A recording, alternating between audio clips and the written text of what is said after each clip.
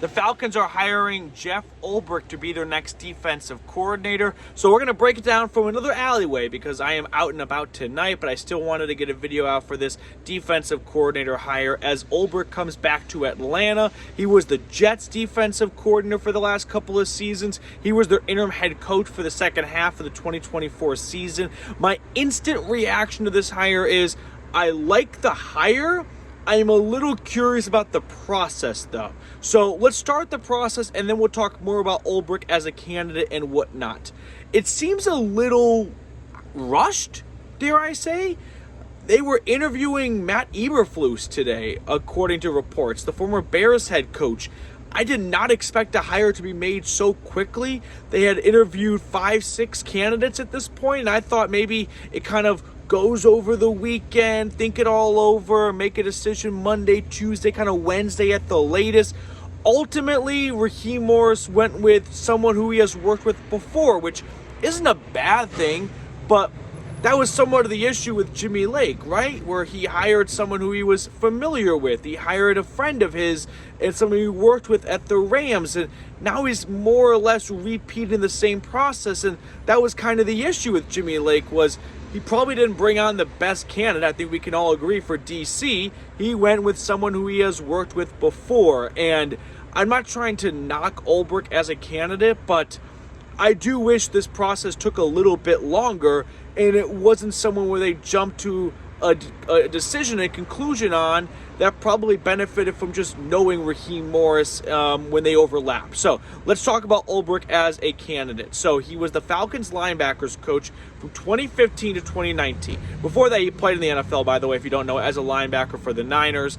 And he took over as the interim DC when Raheem Morris replaced Dan Quinn back in 2020. And if you recall, when he took over as the defensive coordinator when Raheem Morris got promoted to head coach or interim head coach, the Falcons defense was much better after Ulbrich took over. So a big improvement. So I do like what he's done in his career, and I do like his defenses. The Jets defense the last couple of years has been one of the best defenses in football, and I'm a fan of his work and whatnot. I'm not trying to take away from that at all. I'm just a little dubious. Sounds a bit aggressive, but can I say dubious for the process, right? They're interviewing Matt Eberflus today, and I'm out and about hanging out with a friend in Austin, Texas, and I'm thinking, okay, we'll talk about that tomorrow, see where they're at DC-wise, and here I am at dinner just going, excuse me, I got to step away from the table and film a video because they've already made a decision on Jeff Ulbrich, and I thought they had another interview lined up for Monday or Tuesday of next week, so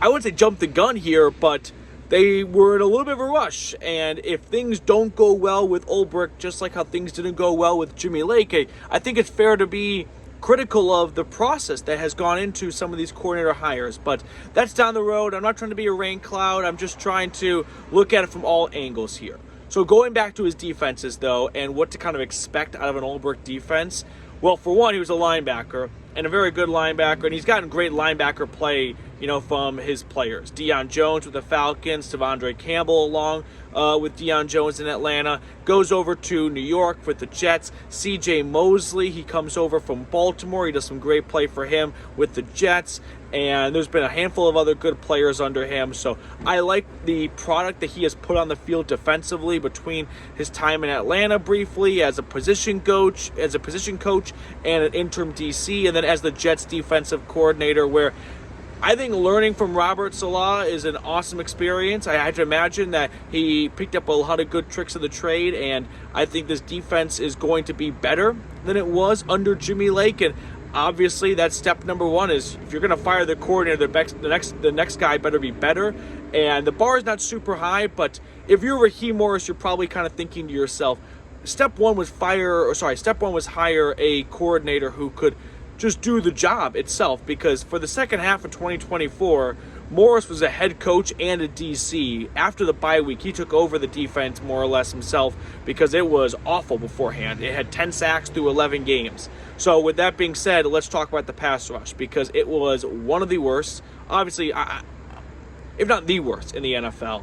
And there's a couple of ways of attacking this 2025 Falcons defense in terms of improvement. Do you want to start with the pass coverage? Because Jesse Bates and A.J. Terrell were pretty good. I mean, Bates especially, players up in pass defense, but everyone else had some highs and some lows.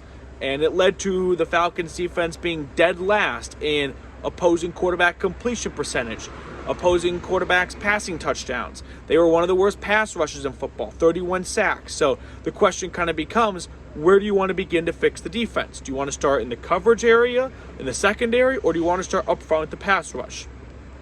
If I'm Ulbrich, and I'm just, not even Ulbrich, just any kind of general DC, I'm probably starting up front. You work your way front to back when it comes to defenses. And the Falcons pass rush has to get better, which I fully expect the 15th overall pick to be devoted to that spot right there.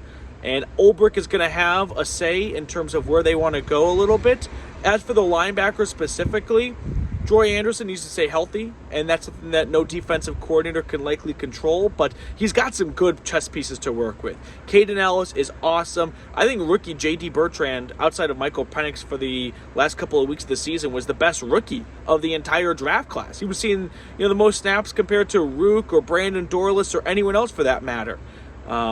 But he's got some good linebackers. Nate Landman on top of that as well. Hopefully Landman and Anderson can come into 2025 healthy, because that was the number one kryptonite for the middle of that Falcons defense, was a revolving door at the linebacker position between those two players, missing a lot of time, especially Anderson. But Landman, when he came back, there was a stretch there where it didn't really look like he was 100% healthy, but they needed him back because they did not have Landman as well. Overall grade, though, I'd give for this one right here, probably a B+. No one likes the cynical person, but I'm just a little curious about the overall process that went into this coordinator hire. If they reached a conclusion a few hours after conducting one interview, to me that doesn't seem like it was a thorough, thought-out process. Maybe a process where they knew going into it who they wanted to hire, and they just kind of went through the motions of it, which, if the hire turns out to be great, then no one's going to care, and this is going to be moot. But if the hire turns out to be a little bit of a backfire, then we've got a little bit of an issue right there. Do we not? Okay. Appreciate everyone for tuning in. Sorry for doing another Alley edition of Falcons today. This guy just hopped into the video. Hope you guys enjoy the rest of your Saturday night. And Jeff Ulbrich, best of luck to you. We're all rooting for your success with the Falcons defense, because it severely held back Atlanta for much of the 2024 season. Hopefully this pass rush can pick up and all that good stuff can follow in place. Okay, I'm going to go back to my little, I don't even know where I am, to be honest with you, some Mexican restaurant in Austin, Texas. Everyone down below, we'll wrap up the video with this. Go to order at a Mexican restaurant. How about this? No, make it more simple than that. Guac or queso. If you're ordering for the table, which the go-to? For me, I go with the guac. That's not a very southern view, but I love a good guac for the table. So let me know your order down below in the comment section, and I'll see you guys tomorrow.